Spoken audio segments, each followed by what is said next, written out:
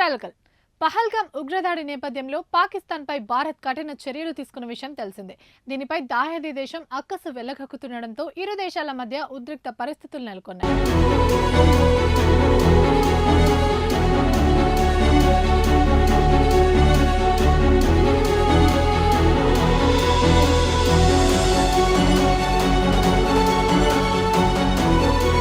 ఈ పరిణామాల మధ్య పాక్ రక్షణ శాఖ మంత్రి ఖవాజా మహమ్మద్ ఆసిఫ్ కీలక వ్యాఖ్యలు చేశారు.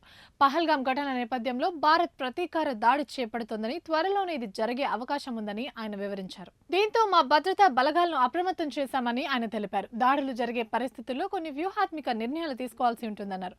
ఇప్పటికే దానికి తగ్గట్టు చర్యలు తీసుకుంటున్నట్లు మంత్రి వెల్లడించారు.